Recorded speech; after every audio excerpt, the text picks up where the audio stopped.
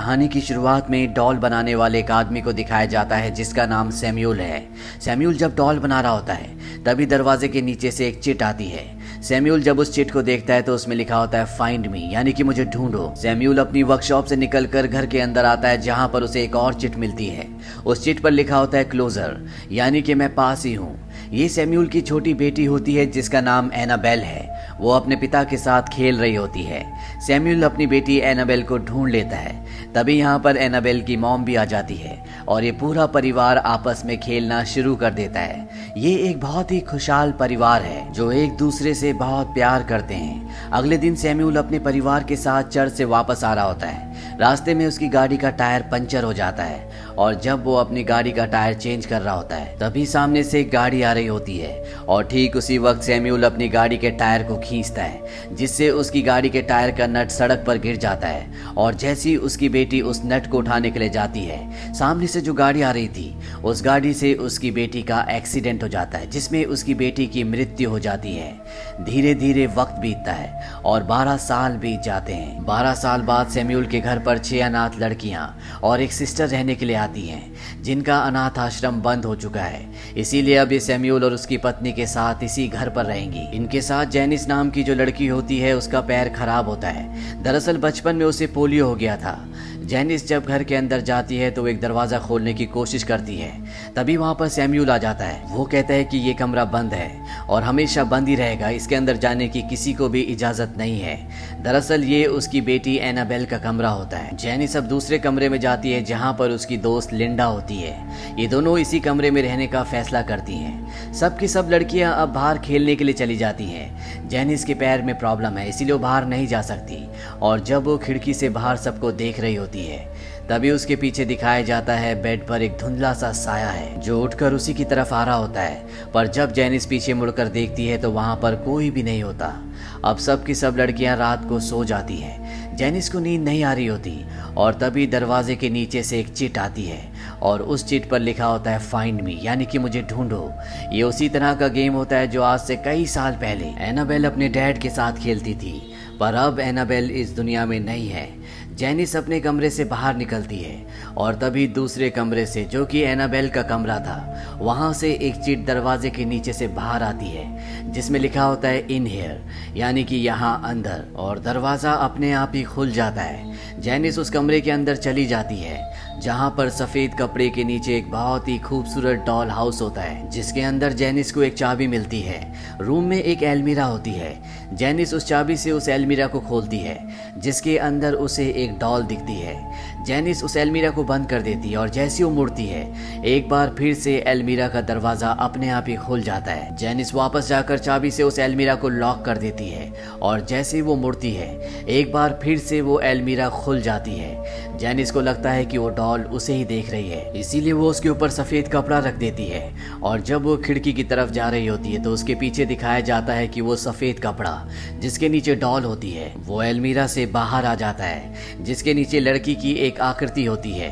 और जैसे जेनिस पीछे देखती है तो वो उस आकृति को देखकर घबरा जाती है। वो धीरे धीरे उसकी तरफ बढ़ना शुरू कर देती है और कपड़ा नीचे खिसकता जा रहा होता है और जैसे उस आकृति के ऊपर से पूरा कपड़ा हट जाता है तो वहां पर कोई भी नहीं होता। जेनिस भागकर अपने कमरे में वापस आ जाती है। वो बहुत डर गई होती है, उसे कुछ समझ नहीं आता कि उस कमरे में क्या हुआ। अगले दिन वो सिस्टर के आगे कन्फेस करती है कि उसने गलती की। वो उस कमरे में गई जिस कमरे के अंदर मिस्टर सैम्यूल ने उसे जाने से मना किया था और वहां पर बहुत अजीब सी चीजें भी हुई। सिस्टर उसकी बात पर यकीन नहीं करती। उन्हें लगता है कि जेनिस बहाने बना रही है, लेकिन इस घटना के बाद घर में बहुत अजीब अजीब सी चीजें होना शुरू हो जाती हैं। 2 लड़कियां जब रात को चादर के अंदर खेल रही होती हैं तभी उन्हें लगता है कि मिस्टर सैम्यूल की पत्नी उनकी तरफ बढ़ रही है, जिस बात से वो बुरी तरह से डर जाती है। उनके पास जो टॉर्च होता है वो भी जल नहीं रहा होता और अगले पल उन्हें एक खौफनाक चेहरा दिखाई देता है। वो जोर से चिल्लाती है, उनकी चीख से सभी लड़कियां उठ जाती है। मिस्टर सैम्यूल और सिस्टर भी यहाँ पर आ जाती हैं। वो लड़की बताती है कि मिसेस सैम्यूल को हमने यहाँ पर देखा था। मिस्टर सैम्यूल कहते हैं कि ये नहीं हो सकता क्योंकि सालों से उनकी पत्नी चल भी नहीं सकती, वो सिर्फ अपने कमरे में बिस्तर पर पड़ी रहती हैं। इन दोनों को भी लगता है कि शायद ये इनका वहम होगा। अगली रात को जेनिस देखती है कि दीवार पर एक फोटो है। ये फोटो मिस्टर सैम्यूल की बेटी एनाबेल की होती है जिसके पास एक डॉल भी है और जब जेनिस इस फोटो को देख रही होती है तभी उसे म्यूजिक की आवाज सुनाई देती है। वो अपने कमरे से बाहर जाती है और उसे एहसास होता है कि म्यूजिक की आवाज बगल वाले कमरे से आ रही है, जो कि एनाबेल का कमरा है, जिसके अंदर किसी को भी जाने की इजाजत नहीं है। जेनिस उस कमरे के अंदर एक बार फिर से चली जाती है। वो म्यूजिक ऑफ करती है और कुछ ही देर बाद वो देखती है कि वहां पर उसी की उम्र की एक लड़की खड़ी है, और ये लड़की और कोई नहीं बल्कि मिस्टर सैम्यूल की बेटी, जो आज से 12 साल पहले कार एक्सीडेंट में मारी गई थी, उसकी आत्मा होती है। जेनिस उसे हाय कहती है, पर वो आत्मा बिना कुछ कहे खिड़की के पास चली जाती है और जेनिस से कहती है, क्या तुम मेरी मदद करोगी? जेनिस पूछती है कि तुम्हें क्या चाहिए? एनाबेल पलट के कहती है, तुम्हारी आत्मा।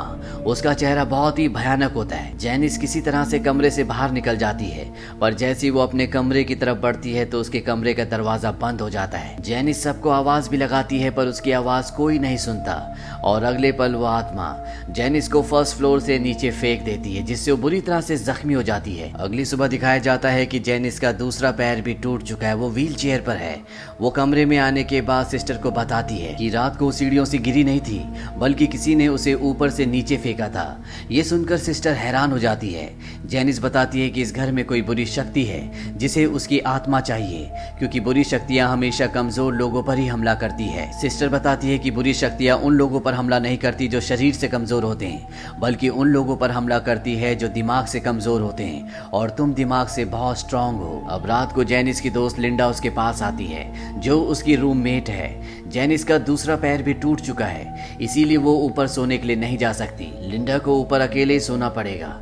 लिंडा जब ऊपर जाती है तो उसे एनाबेल के कमरे से कुछ आवाज आती है, और जब वो चाबी वाले होल से कमरे के अंदर देखती है तो वो देखती है कि डॉल आराम कुर्सी पर बैठी हुई है। कुर्सी आगे पीछे हिल रही है।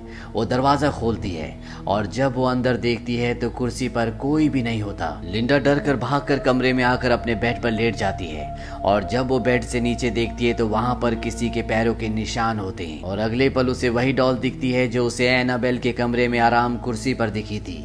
उसे ऐसा लगता है कि वो डॉल उसे दिख रही है। तभी एक शैतानी हाथ आता है जो उस डॉल को वहां से ले जाता है।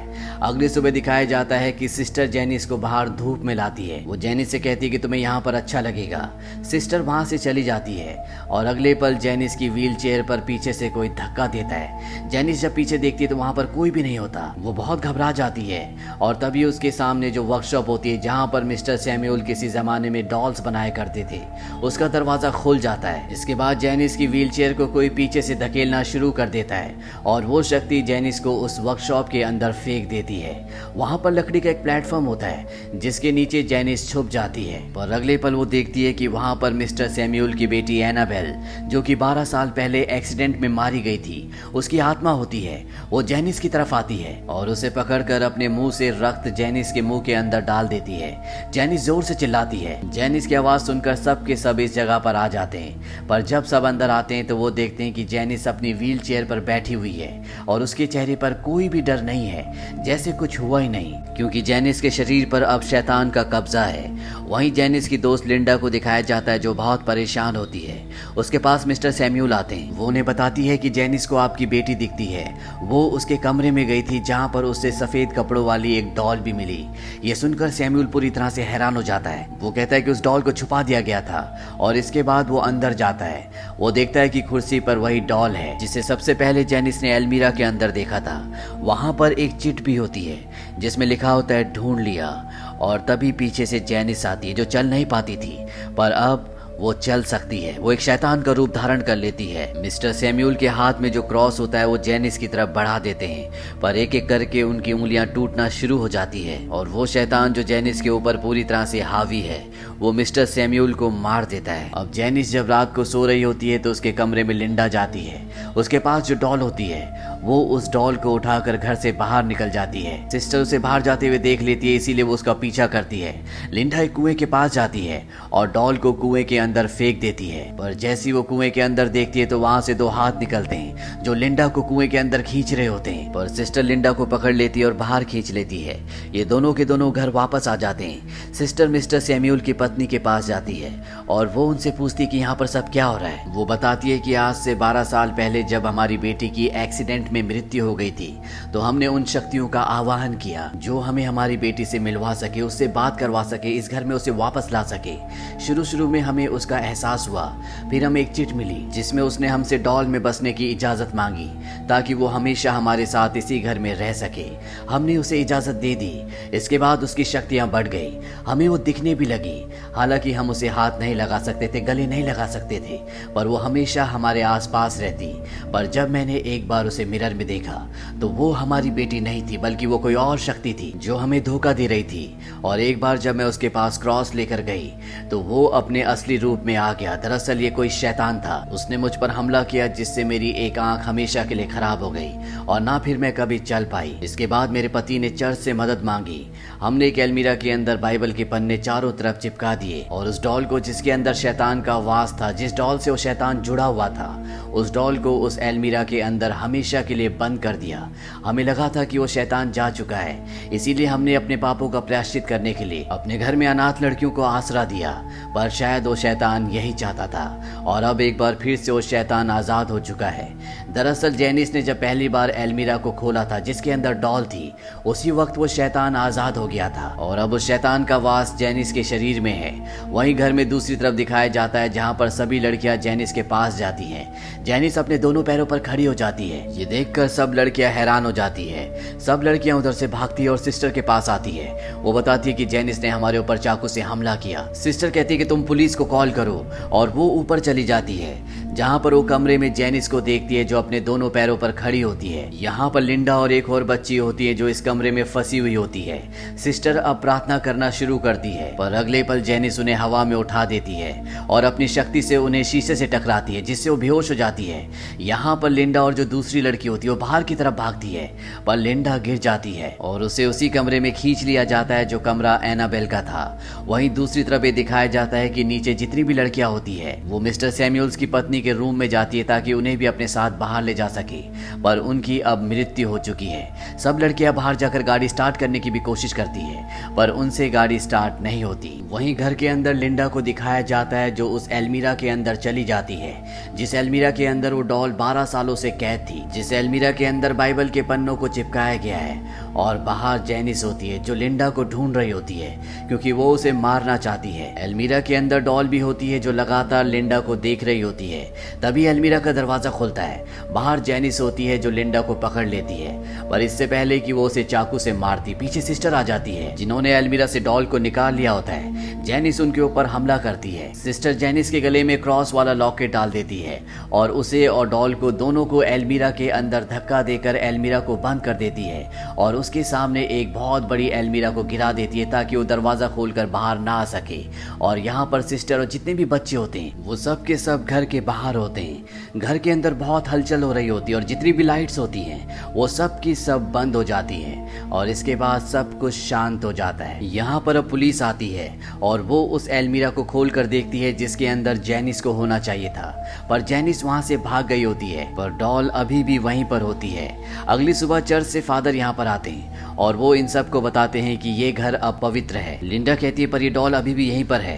फादर बताते हैं कि ये डॉल सिर्फ एक जरिया था पर अब वो शक्ति कहीं और जा चुकी है। इस पूरे हादसे के बाद अब ये सब के सब यहाँ से वापस निकल जाते हैं। वहीं दूसरी तरफ एक अनाथ आश्रम को दिखाया जाता है जहाँ पर एक कपल बच्चों को अडॉप्ट करने के लिए आया है। वहाँ पर जो सिस्टर होती है वो उन्हें एक लड़की के पास ले जाती है और ये लड़की और कोई नहीं बल्कि जेनिस होती है, पर ये अपना नाम एनाबेल बताती है, यानी कि उस शैतानी शक्ति ने अभी भी इसे अपने कब्जे में किया हुआ है। धीरे धीरे वक्त बीतता और 12 साल बीत जाते हैं। एनाबेल यानी कि जेनिस अब बड़ी हो चुकी है और वो अपने बॉयफ्रेंड के साथ मिलकर अपने माँ बाप को मार देती है क्योंकि अब वो एक ऐसे ग्रुप की सदस्य भी है जो गलत धार्मिक कर्मकांडों पर विश्वास करते हैं।